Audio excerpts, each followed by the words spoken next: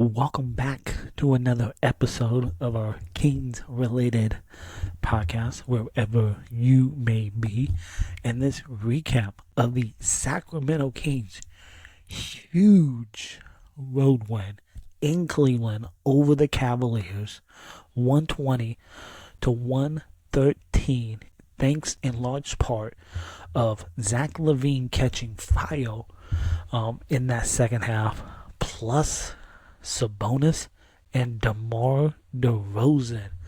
Like this is the second win over the Cavaliers this season for the Kings, as they beat them earlier this year on that 7-game homestand just a few weeks ago.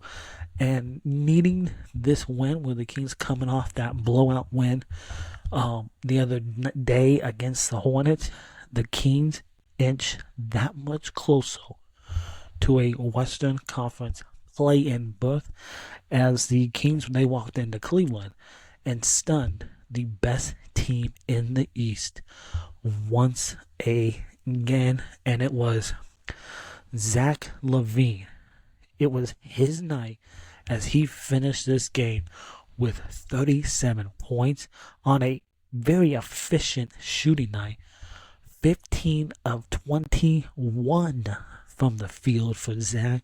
He was also very efficient from the three ball in this game.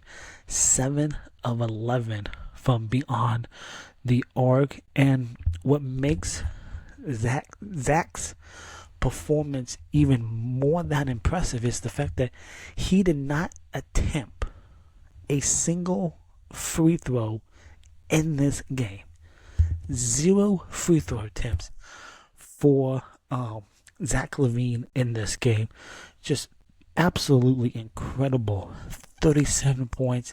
He made 7 threes in this game. That is the most in a game without any free throw attempts in Kings franchise history. Just absolutely incredible night by Zach LaVine. His teammate DeMar DeRozan also made a little history as he passed the logo Jerry West for the most points scoring in his NBA career.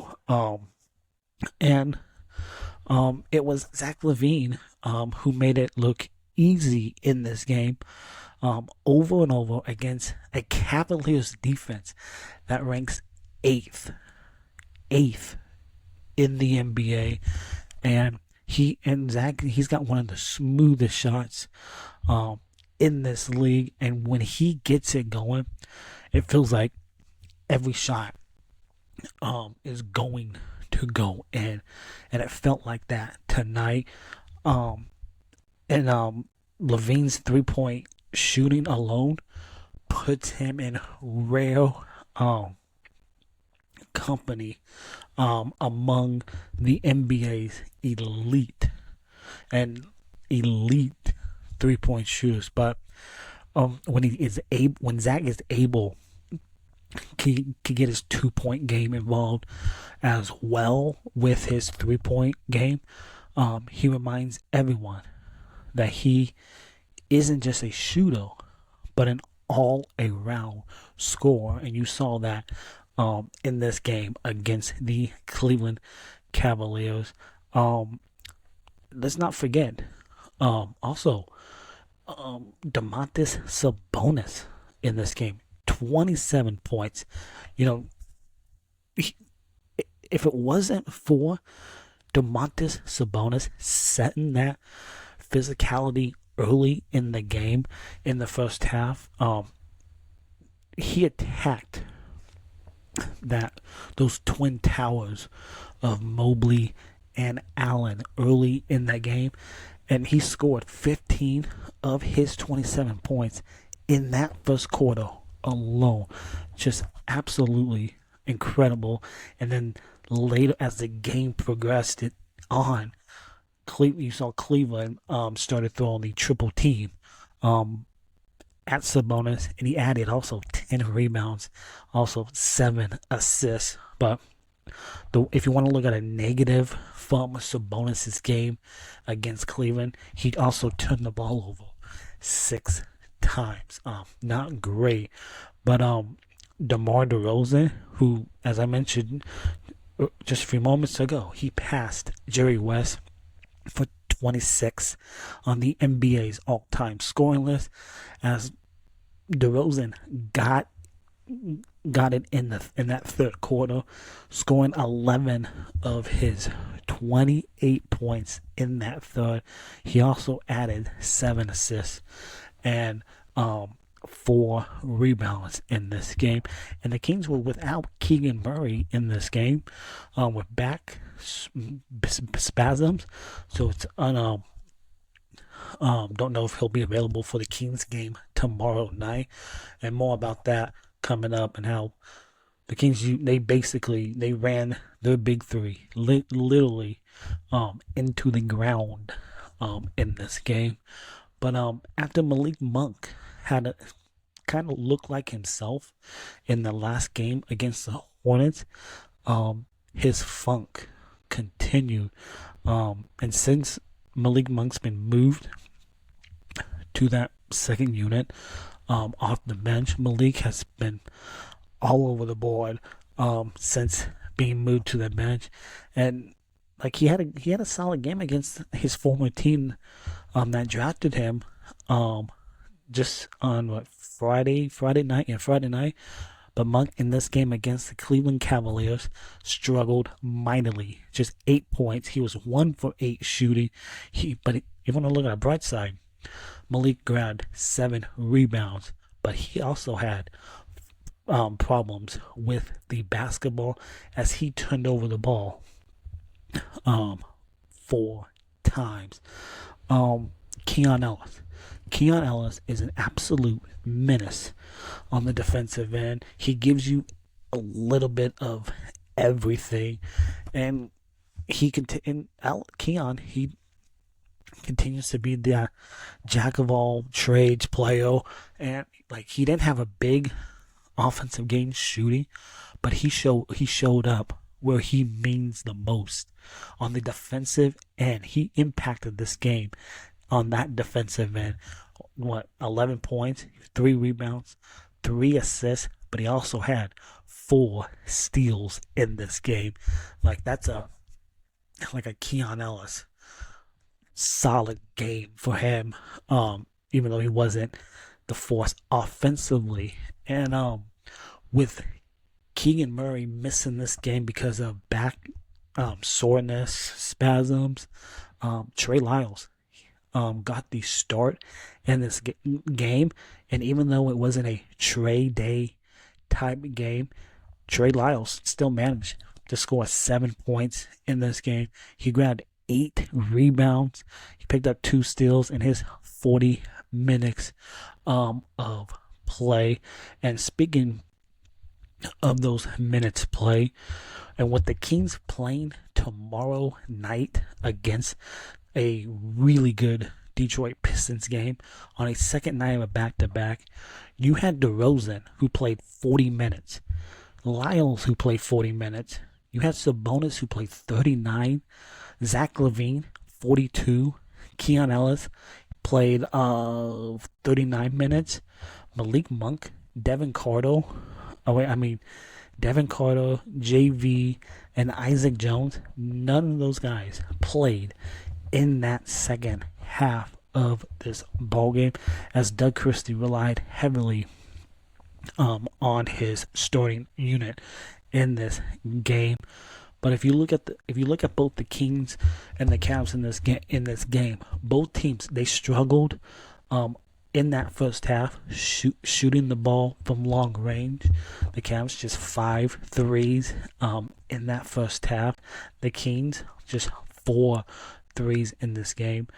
And overall, Cleveland, who's first in points per game, they got the number 1 offensive rating. Cleveland in this game, 10 made threes in this game. You held this Cleveland team to under 30% from the 3-point line.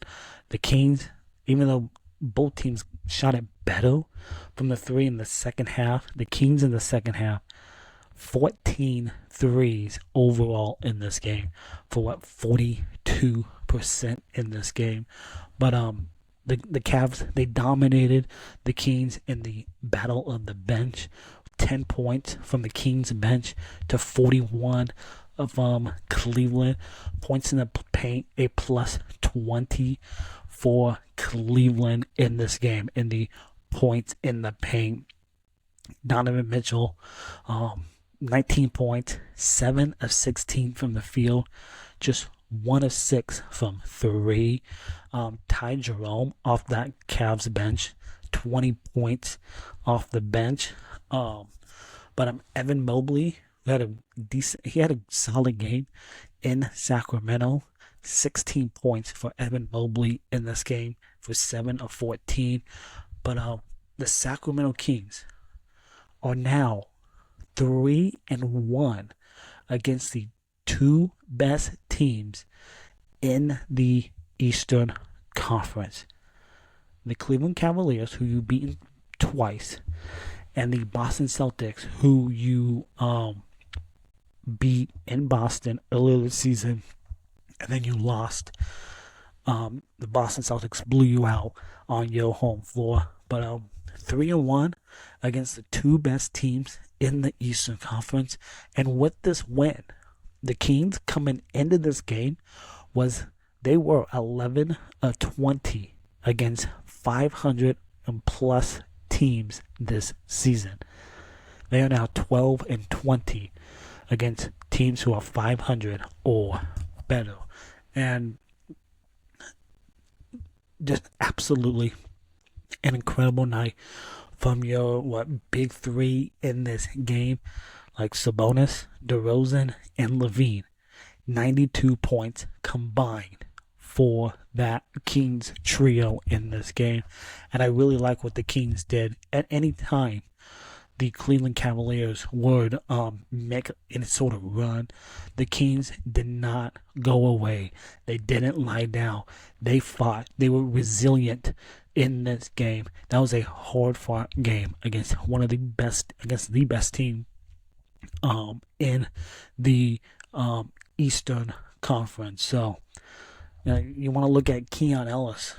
Going back to Keon Ellis, this was like another game where Keon was absolutely everywhere defensively. Like, he had 4 steals at the end of the first half. And at the half, the Kings had 22 fast break points. They had 14 points off of the Cleveland turnovers. And Sabonis at the half, 19 points, 8 rebounds. Just absolutely incredible. And the Kings at the half were down 1 when Keon made a half-court buzzer beater that cut the Cavs lead to just 1. Just a huge win. The Kings' second win on this 6-game road trip. And you conclude this 6-game road trip tomorrow night, Monday, in Detroit against a Pistons team that lost on Saturday to the Grizzlies. And it's a Pistons team that a game that you should have beaten back in December, but De'Aaron Fox fouled Jaden Ivey on a 3-point play for the and 1, and that ended up being Mike Brown's final game as the head coach of the Sacramento Kings. So should be interesting to see what the Kings look like tomorrow with your starters in this game, playing heavy minutes against this Cleveland team. But this is a really good win, as the Kings are now 38 and 40. And as I said at the beginning of this episode, they inch that much closer to a play-in berth in the Western Conference, as tonight The Phoenix Suns, who have had a weird season, they lose to the New York Knicks, and the Kings, they jump to the 9th seed in that Western Conference play-in. And if you're the Sacramento Kings, that's the position you want to be in, because you want to host that play-in game. You want to be in that 9th seed for the play-in and host that game, instead of being on the road for potentially both games. So other scores around the NBA, and with this Kings win, the Portland Trailblazers are officially eliminated, and also San Antonio are eliminated, and the Houston Rockets, they get a big win on the road in San Francisco, beating Golden State, and that is a Houston team that is 4th in defensive rating in the league, and they held Stephen Curry to just 3 points in that game. Just absolutely incredible in that game. The Lakers, they beat the Oklahoma City Thunder 126-99. Luka Doncic has himself an incredible game. You got the Denver Nuggets, who also lose tonight to the Indiana Pacers by 5. And then you got Kobe White and the Chicago Bulls. They dismantled the Charlotte Hornets earlier today. But the Kings, if you want to look at the standings, the Kings now 9th in that play-in. And if you want to host that play-in game, that's the place you want to be. If you're Sacramento, and then you got the Dallas Mavericks, who are 10th, and then you got the Phoenix Suns, who are 35-43. They come back from their East Coast trip, and they face the Golden State Warriors on Tuesday, and Kevin Durant may return for that game since he's been out with that ankle injury. So you got Phoenix, who are 35-43. You got Dallas, who's got a big game this week on the 9th. Just a game against the Lakers and Luka Doncic in Dallas. Luka's first game back in Dallas since that shocking trade. And then you got Sacramento, who they're in Detroit Monday. And then they come home and they finish the regular season against the Denver Nuggets, the Los Angeles Clippers, and the Phoenix Suns to wrap up the regular season. But this was a massive win for the Sacramento Kings and the play-in chances, and it might hurt them when it comes to the draft pick, as it's top 12 protected. Back from that Kevin Huerter trade with the Atlanta Hawks just a few seasons ago. So potentially, if the Kings don't make the playoffs this season, Sacramento may be in how to improve this team going forward. Without that draft pick, it's going to be difficult. But Kings get a massive road win in Cleveland. They are now 2-3 on this 6-game road trip as they wrap it up tomorrow in Detroit against the Pistons, who clinched the playoff berth yesterday. One of the surprising teams this year. Like, this is a Pistons team that lost 28 games last season and only 14 wins, and they are 6th in the East at 43-35. Just an incredible turnaround for that basketball team and those fans in Detroit. And that's a team that's going to be a physical basketball game for tomorrow night. And the Kings, they better bring their game. I expect more playing time from the guys off the bench after your starters played heavy minutes today. So look for maybe DC hopefully Keegan Murray can play tomorrow. Maybe JV can play some solid minutes tomorrow because you're gonna need it. If you want to end this road trip at 500, but massive win for the Sacramento Kings as they deny the Cavs late rally in this game and are now 38-40 on the season. But thanks for tuning in to this episode of our Kings related podcast. If you're watching on YouTube, please hit that subscribe button, hit that thumbs up, leave a comment down below in the YouTube comments. If you're listening on your preferred audio platform, Apple, Spotify, hit that follow button, rate 5 stars, leave a nice little review, be much appreciated. And we'll see you tomorrow following Kings and Pistons for another post-game recap. As always, go Kings and light the beam.